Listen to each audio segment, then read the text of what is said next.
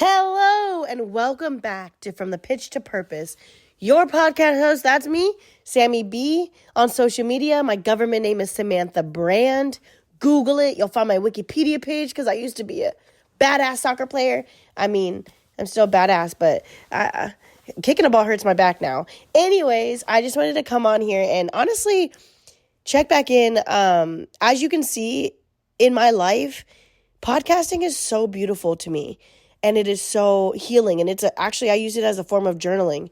But in a lot of ways, it is very hard for me to continuously podcast because of my mental health. And I want to give you permission, if right now you have a passion for something and you have a hard time keeping up with it, this is your permission slip to be easy on yourself. Because I, at one point, was like, I need to cancel my podcast because I haven't podcasted in a month, 2 months, 3 months, 5 months, whatever. And I thought, wait, but whose podcast is it? It's literally mine. So I'm coming at you humbly. I'm coming at you with so much passion and love. And I'm telling you that I absolutely love podcasting in this space and this form of journaling for me. And I'm going to be really raw in this episode. So buckle up and I hope you enjoy it. Today, I truly want to talk about when you feel in that really, really dark place. And for me, sometimes that is grief. Sometimes that's depression. Sometimes my anxiety gets a hold of me. And I think that when I'm in those dark places, I've noticed that I am really, really scared. I think that in the past, about 10 years ago now, I had a really dark patch in my life where I was like, I might never laugh again. I might never smile again. That was before I had any of the trauma of becoming a widow, before any of those things that changed my life dramatically. If you are first listening to this podcast, yes, I am a widow. I became widowed very, very young in my early 30s. I have a daughter. She was only 11 months old when my husband passed away. Right after that, 3 months later, my dad was diagnosed with cancer, and he passed away 8 months after that.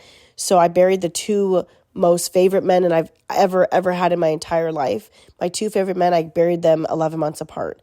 So I've dealt with really dark things, but before any of those horrible, horrific things happened, I dealt with great grief. I dealt with great identity loss. I dealt with great darkness. And I think that I've realized recently that one of the things that I have not really put into words until I've been journaling about it recently was how much fear I feel when I'm in my darkness. There is also a very big comfortability in my darkness. I don't know if it's because you kind of give up on trying. Like, I know that I started to eat whatever I wanted. I stopped exercising. I didn't have my Turn Up Dance fitness class for a month. I stopped, caring if people came to my class. I stopped advertising my class. I stopped doing all these things that really do help my mental health. Keeping my house clean, it really does help my mental health. I stopped doing all these tiny things. Cooking. I told my friends that I was on a cooking strike, when in reality, I knew if I didn't cook, I'd probably eat poorly. And so when I'm in a really dark place, there are comforting things that I was doing that are so counterproductive to me and who I really am. I'm a sunshine of a person. I'm happy, even in my darkest, saddest, whatever's. I'm happy. I will crack a little jokey, mid-mental B. Like, I can do it. I can do. And I think that is a really confusing place for someone who is a naturally happy person to be depressed, to be in a dark place. It's all consuming because it is so far from who my authentic self is. But if I'm not careful, I can sit in that dark place and stay there. I can sit in that dark place and give myself grace that is toxic. And I've talked about this once, and I'll talk about it till the day I die. There is grace to be given when it's necessary, but there's a fine line between giving yourself grace and okaying toxic and bad behavior. Now, if I have not slept for a week and I cancel my class because my mental health is not, that's grace. I'm giving myself grace. If I, I have a day where I just don't wanna and I cancel my class, it is valid. If you have that going on right now, it's valid to do those things. But for me, Sammy B, Samantha Brand, there are times where I cancel things where I know that I am being very toxic in my habits. I am slipping into a very dangerous place where I can self-isolate. A lot of times I heal so much better in community. I heal so much better around children. And so if I'm canceling things with kids, if I'm canceling my classes, my dance fitness classes where I get to be around people, if I'm canceling things that will be good for me, I know that that is draining on my soul and I'm letting it happen. Someone told me once that I have a big energy and I can be a fountain or a drain, meaning that when I'm around people, I can fill them up. I can sprinkle all my sunshine and everything and I can just be whatever, or I can drain a room. It was a really hard thing for me to hear because it was so much responsibility. But I think what happened in that, I thought, well, if I'm going to be a drain, I don't want to be around people. If I'm going to drain anyone's energy, I don't want anyone to have to pick me up or turn on the fountain. I want to make sure I'm always a fountain outside my house.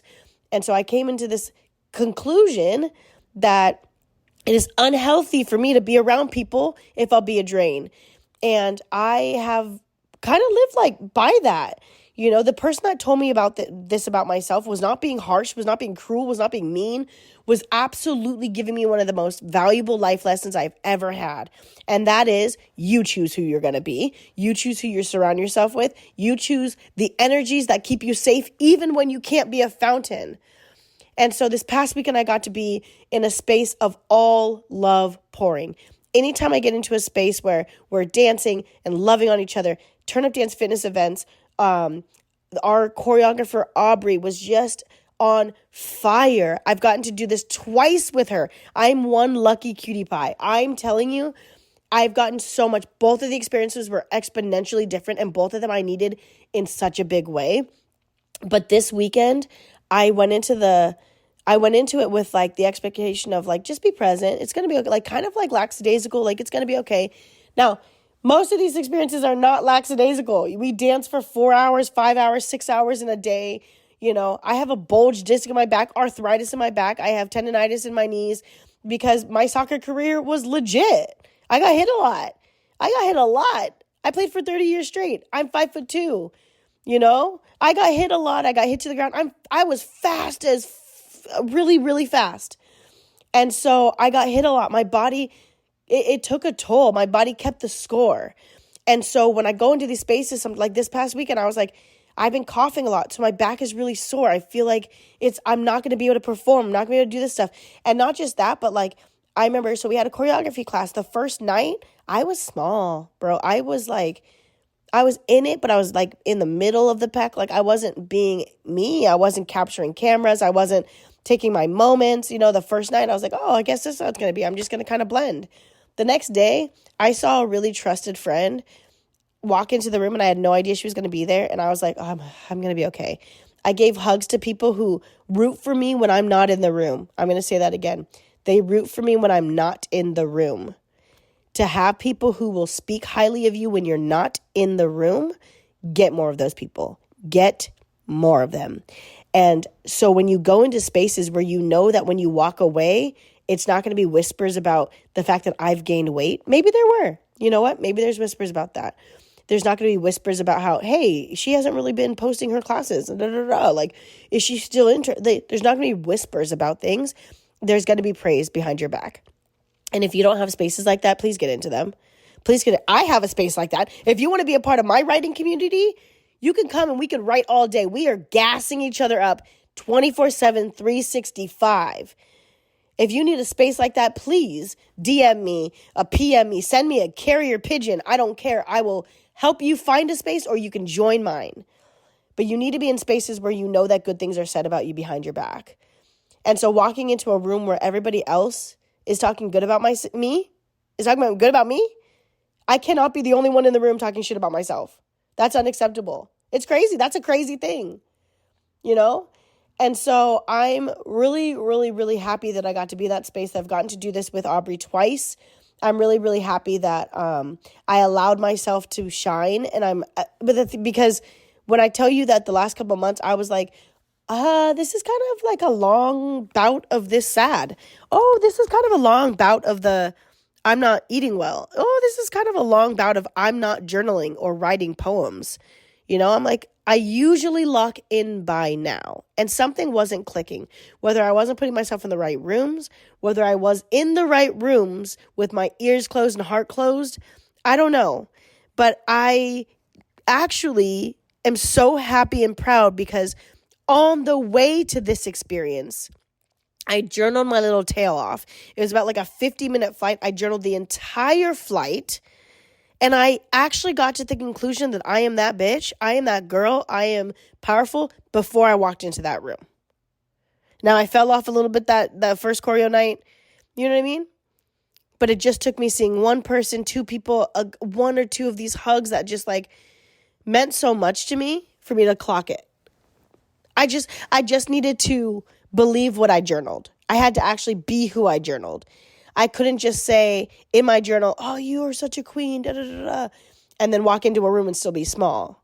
That's unacceptable, you know?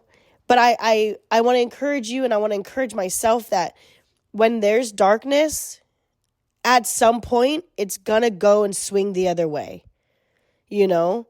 And there's no way, like, that is absolutely life. That's like, you know, if you get paid bi-weekly, let's just say like this, you get paid bi-weekly, you use all your money, you're going to get that paycheck. It's coming. You know, the payout for your hard work is coming and the happiness is coming, but it's so much easier to see that happiness if you're looking for it.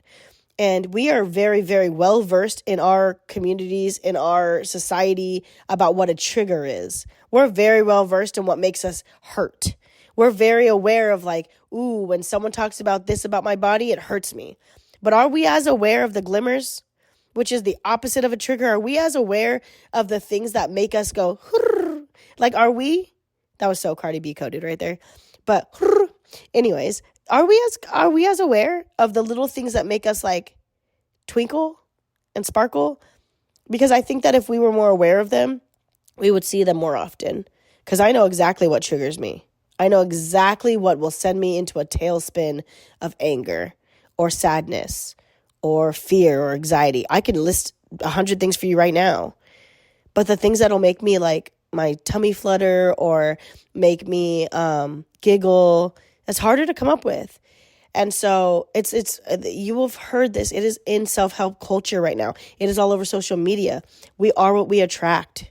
We are what we focus on. We will have what we focus on. And so that's actually all I had. Like, I just wanted you to know that if you're out there and you're like, wow, Sammy doesn't post consistently, I'm so sorry. I mean, or podcast consistently. I'm sorry. This space is meant for me to come and outwardly process to a group of people that I believe are out there that I might be able to help. But if nothing else, getting a lot of these things off of my chest and having a space to do that and then broadcasting it is part of my therapy. And I hope to God that there's someone out there who heard something in this, 13, 14-minute podcast today that needed to hear this today, that needed to hear this right now. I just hope that with every fiber of my body. But either way, this space is healing me. And if you need spaces to be healed, please. My Instagram handle is SAMMIEBEE14. If you come in there and DM me and say, I need a safe place, I will find one, or you can join mine. Either way, I don't gatekeep. I don't get jealous if you join someone else's space. I just want people to have good spaces and safe spaces. So that is literally all I have. And go tell someone that they're awesome today, okay? Even if that person is you. Okay, bye.